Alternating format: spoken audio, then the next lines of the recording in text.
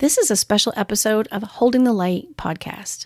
Before we begin, we want to let listeners know this conversation includes references to violence, including experiences of a mass shooting, traumatic grief, and other details unsuitable for young children. Our podcast is intended for grieving families of child loss. By sharing their stories, we hope to help others feel less alone in their grief journey. This recording is prohibited from being copied, transcribed, or reproduced without permission. Thank you for listening. Let's get started.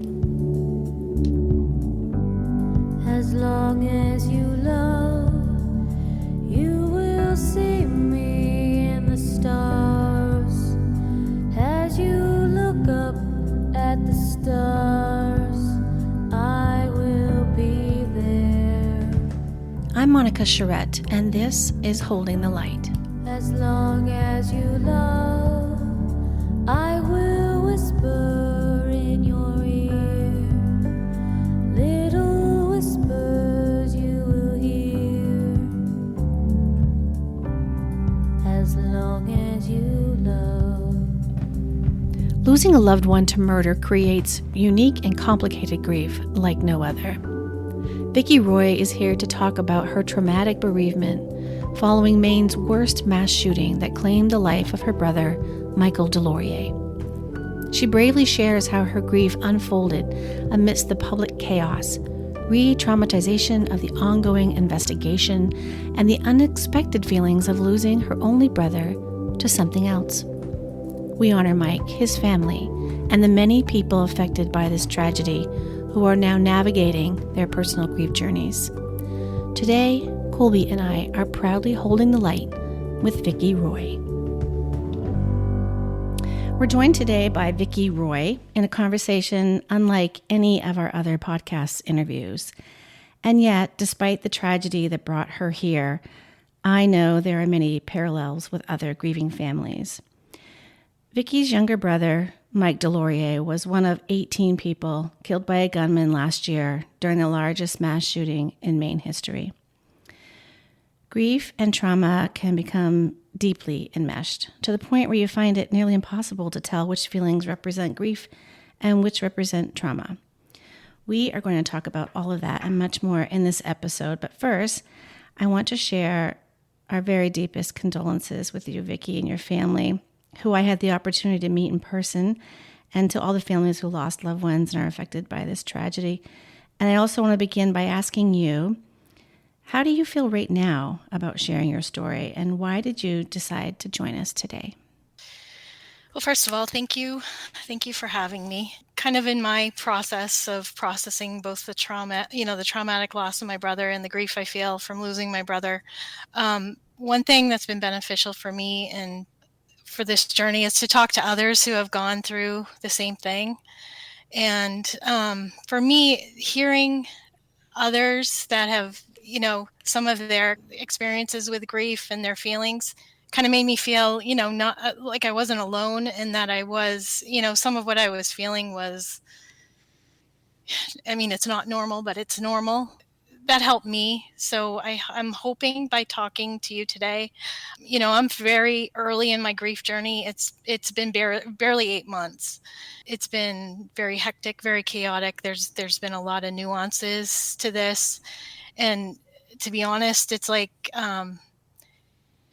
processing the grief of just losing Mike probably didn't really hit me until, the 6-month mark. You're done the chaos that comes with this in the first few months, where a lot of people are reaching out and there's all kinds of things going on, and then it kind of fades away and life goes back to normal, and you're kind of left standing there like, my life is upside down. It was probably about 6 months after when it hit me that, my life as I knew it was never, my life, my family's life was never going to be the same. We should tell people, too, that we are recording this in June of 2024. So this is very early in your grief, and we're so grateful for your trust in doing this. So for those listening who aren't familiar, on October 25th, 2023, a gunman opened fire at a bowling center in Lewiston, Maine, filled with adults, families, and youth bowling teams. And among the patrons was Vicki's brother, Michael. In just 45 seconds, 8 lives were taken before the shooter moved onto a local bar where he continued to shoot at innocent people playing a pool and outside playing cornhole. In all, there were 18 people, ages 14 to 76, who were killed, and 13 others who were seriously injured. So I want to make sure that people kind of had that background information. It's a very devastating and a public tragedy, which adds a different dimension to grief, I would imagine. What has it been like to process your loss with literally probably hundreds and maybe thousands of people? It's been good, but it's also there's been a difficult aspect of it. I mean, I think we all felt like this was something that just wouldn't happen in Maine. So I think for our state, I think for our community, this kind of took away our innocence that we all felt. So I think a lot of the public things that happened needed to happen, um, because people just didn't know what to do. And I think a lot of times when a tragedy like this happens, I kind of think about back when you lost Cass. I didn't really know your family, but I felt very helpless. So I was thankful when I could, wear, that my family could wear a bracelet, or that we could wear, a Meso Strong shirt or something. I felt like I was doing something. So I think it's important that the public has those avenues to almost grieve with the families and show support. The flip side for me in the very beginning, I found it was almost a trigger to see my brother's name with all those other people. I felt like we lost him to something else. He was now part of something else that he didn't choose, or we didn't choose for him to be a part of. And I struggled. I in the very beginning. I mean, you have so many different feelings of anger and sadness, and that I think I struggled with that in the beginning. I remember one night. I think maybe it was only we really didn't watch a lot of the TV during the first few weeks, but I think it was a couple nights in. We were watching the news. They were going to make an announcement that they had found Robert Card, and I saw my brother's name run across the bottom of the TV screen. And to this day, I can't watch even like ESPN and see one of those tickers go across. It kind of brings me back to that time. So there's a lot of mixed emotions that can come from being part of something so public. I'm a very introverted person. My family's very private, so that aspect of it's been difficult. We found that very difficult too. We had media outside our house. Did you ever have that happen? Yeah. So once they released all the names of the different victims on the 26th, my husband had given his name and number when the police came to give us the official notification. And once they released the names, they must have got his name and number off the police report, and his phone just started blowing up. Then I started getting messages on Facebook, and we had a CNN van and a Fox News van on our, we live on a camp road, kind of parked out on our road. Thankfully, we had our neighbors kind of shooed people off at my brother's house where his girlfriend and my niece live. They had a drone outside their house. They had news vans. It's overwhelming, and we made a decision as a family early on that we weren't going to talk to the media until we were ready. The media can be difficult. It still is, this will be in the news probably for quite some time. Yeah, for that, I'm sorry, because it's hard enough to process your grief without all of that on top of it. Yeah, it adds a whole other perspective of it, I guess. Well, I think grief involving trauma is so different anyway. I don't think we can oversimplify that, really. Loss related to mass violence, I don't want to minimize that. Where were you when you heard about the shooting? And when did you discover that Mike was there at the bowling center where it all started? So just to give you some kind of perspective. So my brother his girlfriend Stacy, his best friend Jason. They've been friends since kindergarten. They've been best friends their whole lives. And his wife Kathy. They were in a bowling league, and normally they bowled on Sunday nights. They went to the bowling alley that Wednesday for a practice. I think they had gotten some new balls, and they were gone for practice. When they got there, they were originally in a lane on the other side of the bowling alley, and it would have been the lane that would have been the furthest from the entrance. There was some construction going on in that lane, and they ended up getting moved to the other side of the bowling alley, which was where the kids league was bowling, and they were in the lane closest to the entrance. But that night it was 7:14. We had sat down to eat dinner, and it was Paul and I, and it was the two girls and my daughter's boyfriend. Which was remarkable because we're never all together at once, and we were that night. My husband's phone rang, and I heard him say, "Oh, hey, sweetheart," and then I heard him say, "Oh, she's right here," and he passed the phone. He said, "Abby's my niece, my brother's daughter," and he said, "Abby wants to talk to you." And I picked up the phone, and she said, "Dad's been shot." And none of us had been on social media. We hadn't been on our phones. We really had no idea what was going down in Lewiston. I said, "What?" And she said, "Dad and Jason were at the bowling alley, and they've been shot."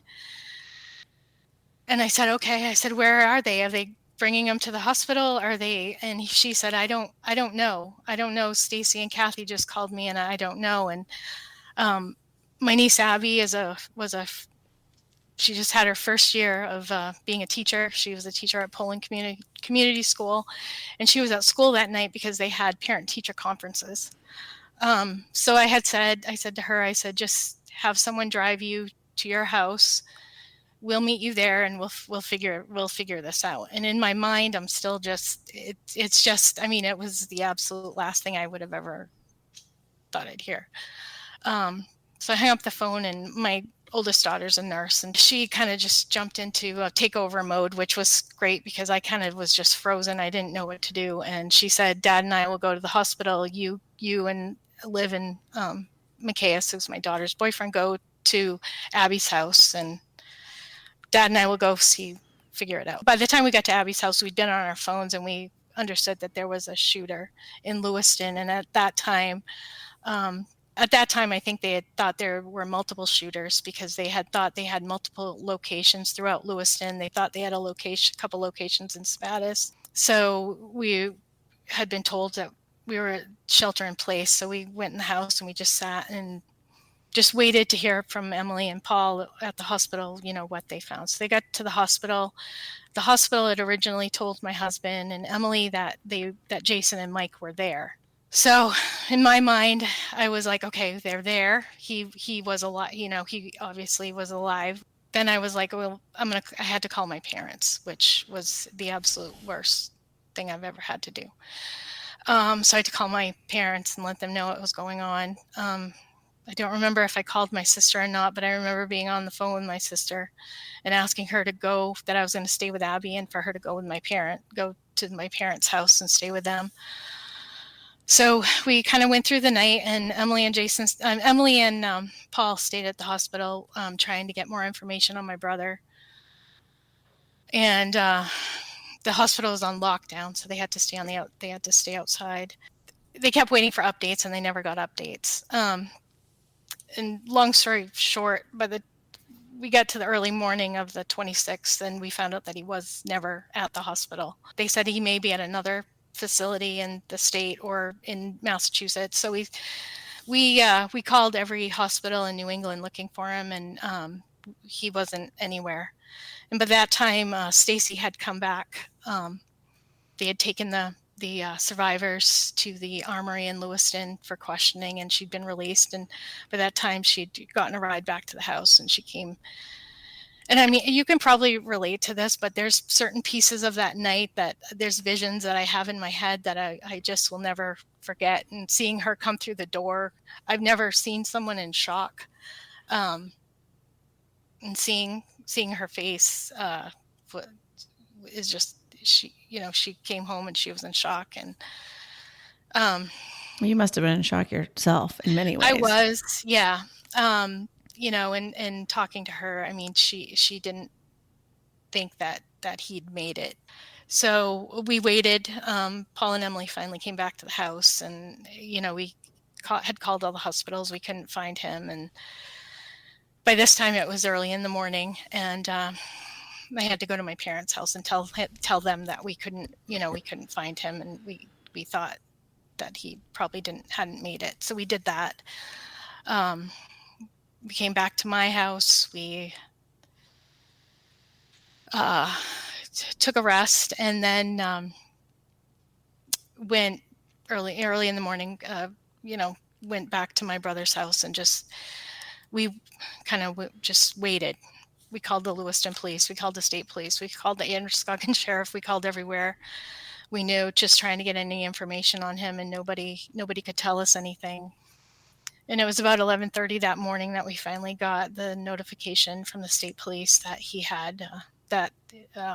passed, that he never made it out of the bowling alley. So how long after the incident were you informed? That was probably about 16, 17 hours. Oh my God, that's just so terrifying to me. And that the experience, I will say, for us wasn't unique. Many other families had the same experience. And then chaos ensued, right after that day. It was chaos. I remember that moment because it just felt like my world just went upside down.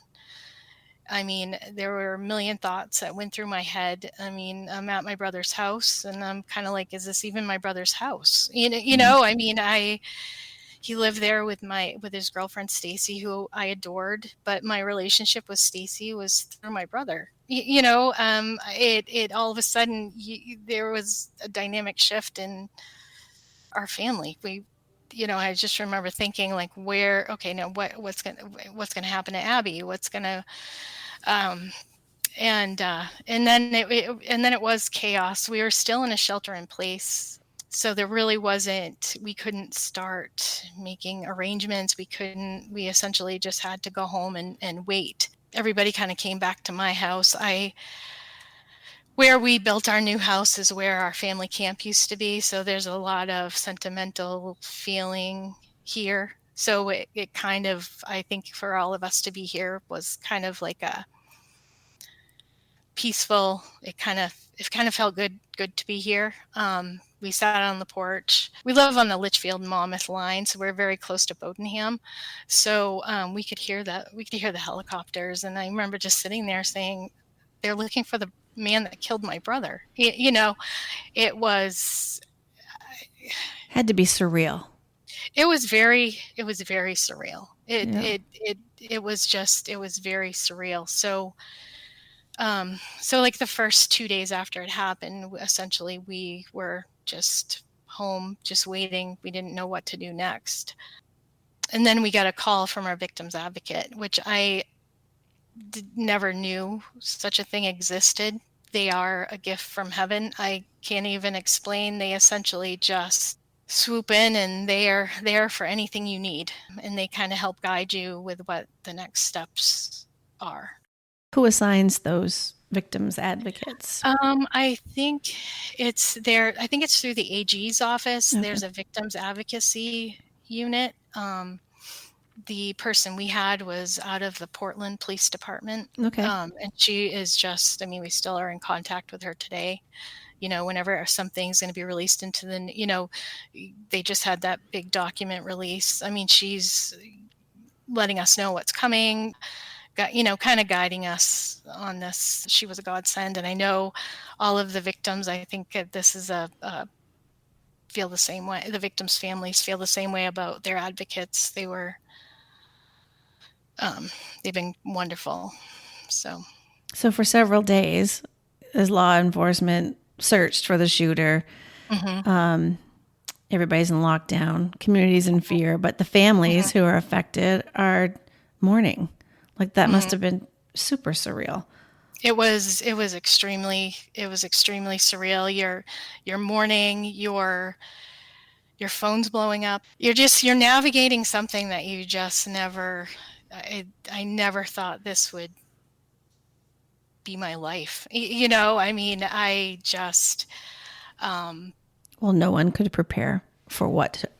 no one could prepare for anything like this. Yeah, and you're just like, what do we, my feeling, I kept thinking, what do we do now? And it was like, and my first instinct whenever I felt like that was to call Mike, and there were so many times that I was like, God, I wish I could call Mike, Well, you're going to have those feelings for the rest of your life. I know I'm going to feel that way forever, but there were so many times that I was like, I wish I could just call Mike.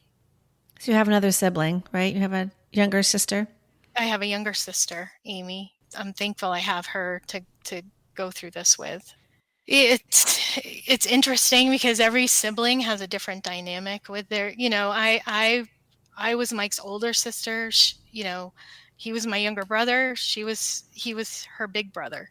So I think the dynamics of the way we both grieve for him and what we lost in losing him is different, you know.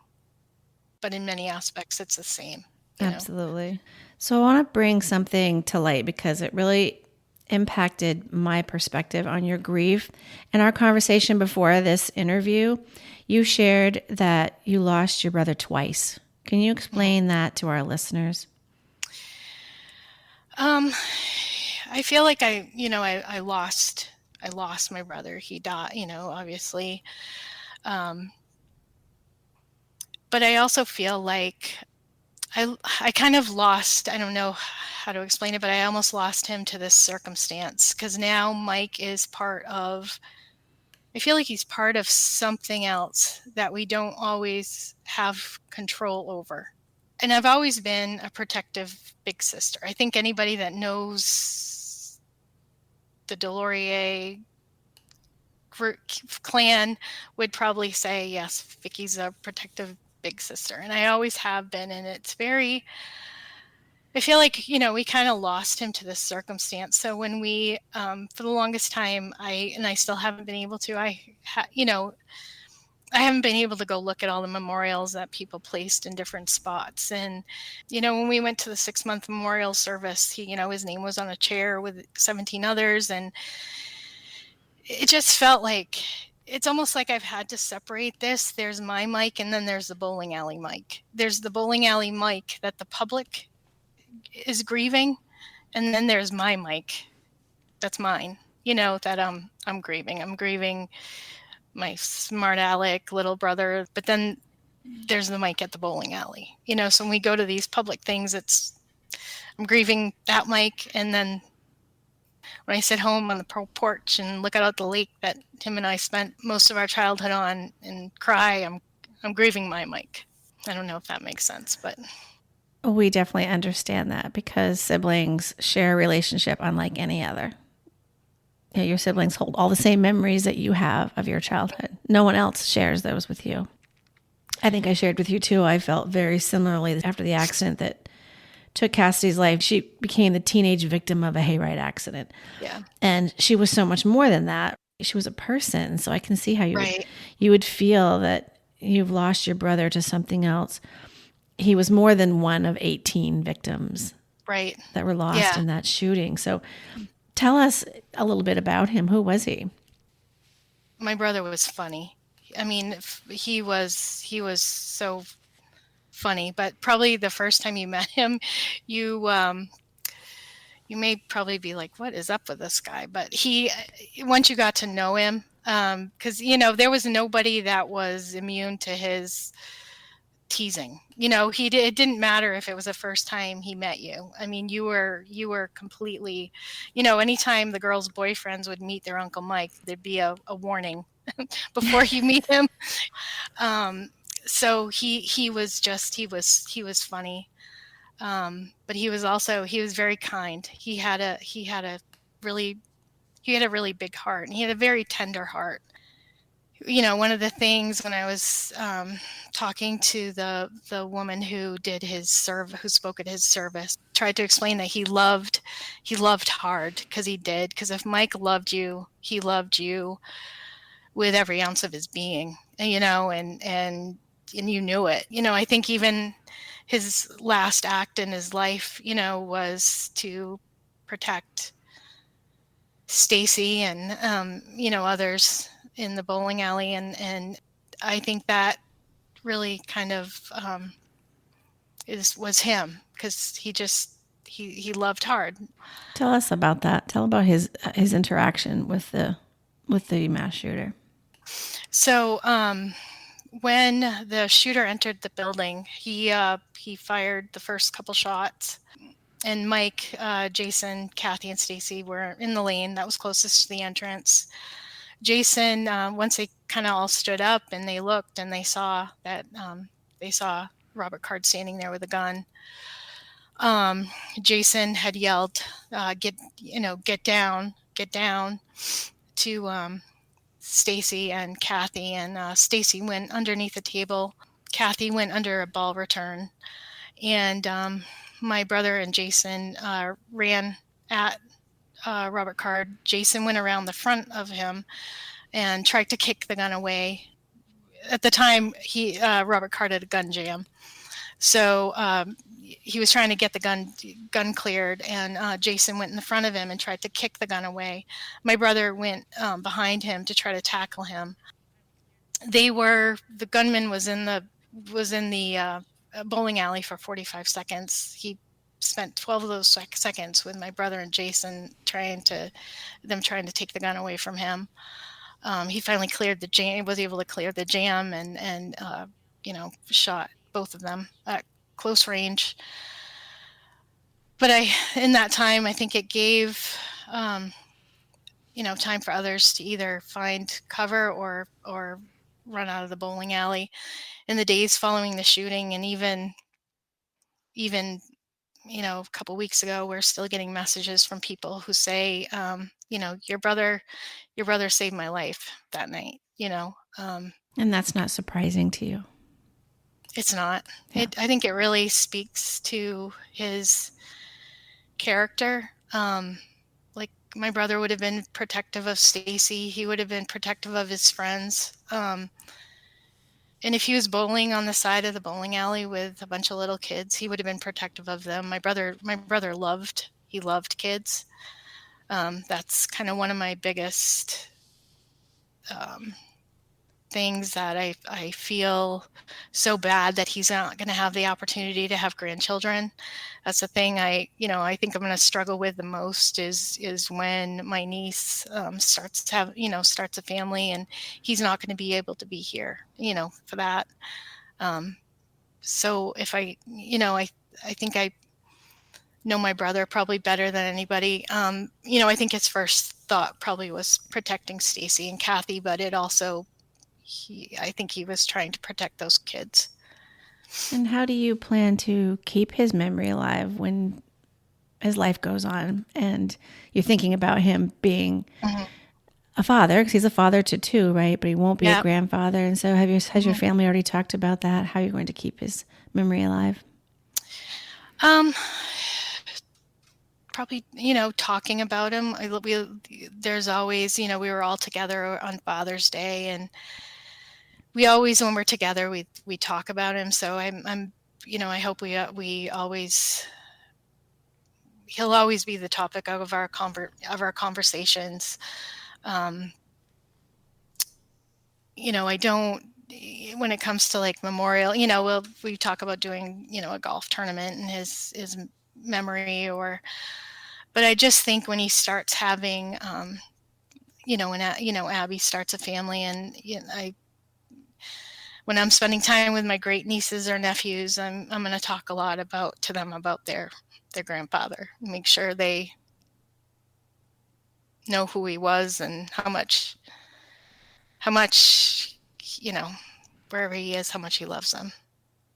I know I probably don't need to tell you this, but one of my biggest pieces of advice is to start saying their name just like they were here. because then it becomes part of your everyday life. It doesn't become awkward in any way Right. because you want to Yep. keep hearing their name forever. You do. You do. It's like that's one thing I find is like I think people are hesitant. Sometimes they don't know if we want to talk about either the shooting or we want to talk about my brother. So you feel like sometimes in conversation, if you bring them up, I think people don't know how they feel uncomfortable talking about him because maybe they don't want to make you sad or maybe they don't. But I love one of the things I liked the most, I guess, about, when we had his services was talking to a lot of our childhood friends that came and, talking about some of the memories that we had. And, even now, if we see somebody that, used to know my brother up at the golf course, like I love to hear about him. I love to hear people's memories about him. It makes me, does it make me sad? It does. But on the other hand, I love hearing about it. So, Yeah, I often tell people you can't make me more sad than I well, am and now. that's exactly it, so, I like to talk about him. And you gave your brother's eulogy. Is that correct at his funeral? Mhm. I did. Yeah. Yeah. Yeah. What Yeah. was, can you share like maybe one thing that you just were so proud to bring forth and share about him? Well, one thing that I can, you'd have to know my brother, but, I think one thing, as I was writing it, I said, "I'm really gonna make this Mike, and I gotta make this him." So, when I was so in the eulogy, I said the word fart, and I used the F word. And so both of those things, I think my brother I think wherever he was just, the fact that I did that out front of 800 people, I think he, he would have, I think he loved that. But, um, I was able to share, my brother for being a kind of I don't know how to say it, kind of a rough and grumbly guy. He was very, very, he was very sensitive, and he always used to send these very introspective texts to me and my daughters, and one day back in May, and this is what I shared during the eulogy, we had just. And like I told you, I have a hard time finding a picture of my brother because he never liked to have his picture taken. But when his daughter graduated, I made him pose for. We all did pose for a picture um, with my mom and all the kids, and I had posted it on Facebook. And my brother said, "I saw the picture of us, and I am." He sent me a text, and he said, "I saw the picture of us, and I'm effing proud." And I must say that even though I can't remember exactly what the text said, but it was, and I'm proud of myself. I'm effing proud of myself, and I will be till the day I take my last. And I'm going to be the best me I can be till my last effing breath. And I didn't know that last breath was going to come. 5 months later. You know, but it's almost like I treasure that text because I feel like my brother was telling me he'd had some rough spots in his life. He'd gone through a very messy divorce or whatever. I felt like he was telling me I'm in a good place. And so one of the things that I feel is that when my brother died, he was probably the happiest he was in his entire life. And I many times tell his girlfriend, as we're grieving together, that I am thankful to her because I feel like she gave him, he that he died happy. Do I wish he had experienced happiness a lot longer? I absolutely do, but I do feel some, um, I am grateful that he was in a good place in his life when he passed. Brings you some peace. It does bring me some Yeah, peace. I'm glad for that. So I don't want to stay here too long, but the incident ignited a lot of conversation and debate surrounding gun laws and mental health. Some families have become gun control activists and others have become mental health service supporters. And where do you find yourself in all of this, and how has that impacted your own grief? Whatever stance I took on gun control, it almost felt like it would be too reactive. And I didn't want to, any kind of place where I ended up there, I wanted to make sure that I understood. Governor Mills had reached out to us when she put forth the legislation that she put forth and that ultimately passed, which would it strengthened the yellow flag law, created a registry for gun violence, and required background checks for private sales. And I supported that legislation. Myself, I've never liked guns. I did grow up in a house where my father hunted, my brother hunted. So I grew up with guns. They've never been my thing. But I feel like any type of gun ban right now is just kind of putting a Band-Aid on something that it's not going to fix what's broken. And I think what's broken is really our mental health system. And until we address that, I don't think, Robert Card wanted to kill people. He was a trained marksman. So I think even if you said, there was a ban on assault weapons, I think he would have found another means to go into the bowling alley and kill people. So I'm probably, I sound like I'm middle of the road, and I guess that I am. My oldest daughter, Emily, has done extensive research on the red flag laws and the yellow flag laws. And I kind of feel like if we don't start investing in our mental health system and training our police officers to enforce the laws that we already have in place, that, maybe we need a red flag law, so that families, if they have a member of their family that's experiencing a mental health crisis, that they can appeal to the courts to have their weapons taken away. Probably sounded like I skirted around the issue. Well, mass shootings have become all too common in the United States, and they absolutely have. Some might say that we're becoming very desensitized to them, and the continuous loss of lives. How was your reaction, or how has your reaction changed to watching the news after this experience? What do you want people to know about surviving families of mass shootings? I think we have been desensitized. What people should remember is that there's people behind the victims that are grieving. They're grieving fathers, brothers, sons. They're people. They're people. You just hear about it so much. And I know, like, after my brother's shooting, the first thought that went through mine was, I can't imagine these school shootings where these little kids are, where this is happening to little kids, and people, parents are losing their little ones. And I had heard once when I think it was the owner of the bowling alley, when he was being interviewed right before they opened the bowling alley, and he said, it's a society issue. And I almost feel like it has become a society issue.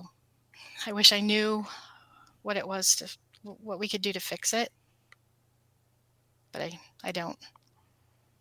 I think one of the issues, too, that you were alluding towards is that the victims of gun violence aren't just those who are physically afflicted by the violence of that weapon. It extends far beyond it. And it is societal. You hear stories of children with, anxiety disorders that they can diagnose some of those as young as 4 or 5. And then their first day of preschool is get in the closet, don't make a sound, this is real. And then they find out it's not, and they're traumatized now from here on out. Right. Or even just the sounds of guns, even. They're so explosive in their nature, and things like that can cause all sorts of issues. And really, the untold victims of gun violence, it's a spectrum, but it's a lot larger than I think we've even really accounted for in statistics and when we talk about this issue. Yeah. I want to ask you, despite needing privacy to mourn amidst a very public loss, there are many supportive things that have come from this tragedy. As people both here in Maine, I think around the country, have rallied to care for everyone who was impacted by this tragedy. What are some of those things that you are aware of, or maybe that have helped your family? Just days after this happened, I think it was the victims advocacy group. They had opened, like, it was almost like a family triage center. They opened up a place. I think it was at Bates College. And through our victims advocate, if there was anybody in our family that, wanted therapy, counseling, anything we needed, we could just reach out to our victims advocate. So we were very, very fortunate that throughout this process, we've had mental health resources that have been it's been very easy for us to get them as we've needed them, and everybody in our family has needed them to certain degrees. They're also, after the shooting in November, they had opened a place in Lewiston called the Maine Resiliency Center. That was essentially a place where anybody who feels, not just victims' families, but anybody that has felt affected by the shootings can go. They have walk-in hours if you feel like you need to go in, you want to talk to somebody. They hold support groups there. They do, they have grief yoga. They have therapy dogs come. They do a lot of the victims' families are, small children. So they do a lot of like family-based things there. I know, right after it happened, you were kind of going right into the holidays. They had just been open probably for a week. I had gone there with my brother's girlfriend because we were meeting with an investigator. And, at that time, people were bringing in donations. They were bringing in gift cards to, the grocery store, gas cards. A tree farm had donated Christmas trees and had offered, to deliver them to the families and set them up if they needed to. The outpouring was remarkable.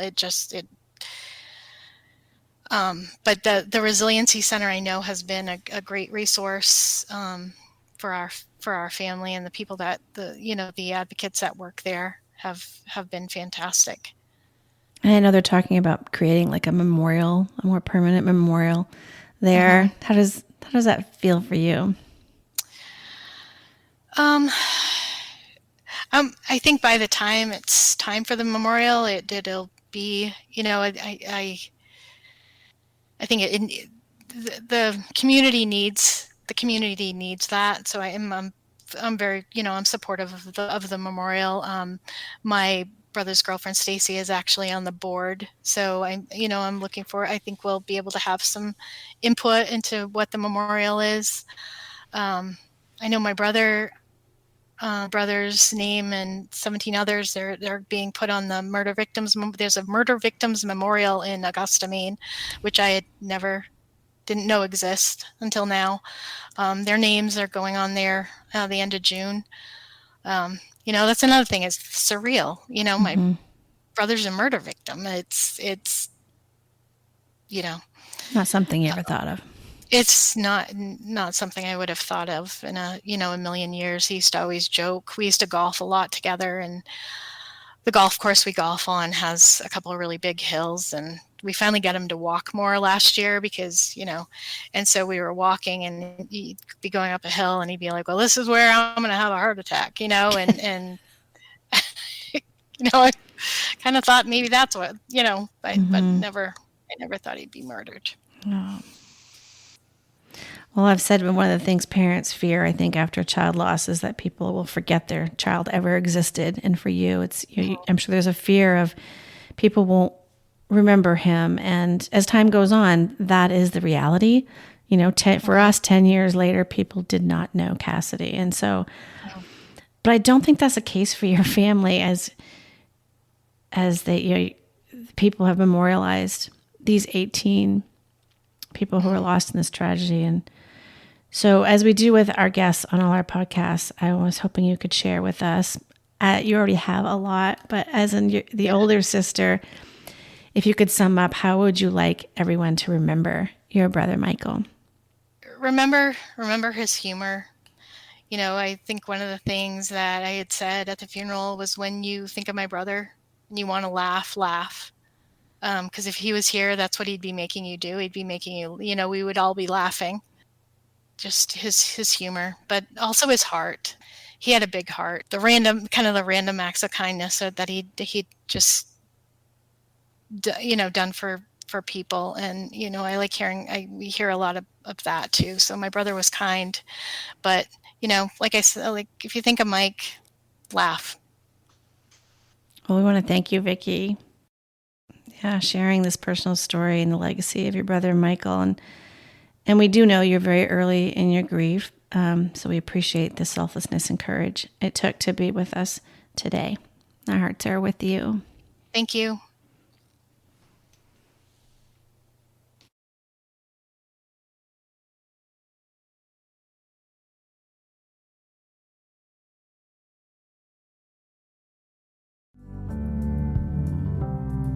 As long as you love.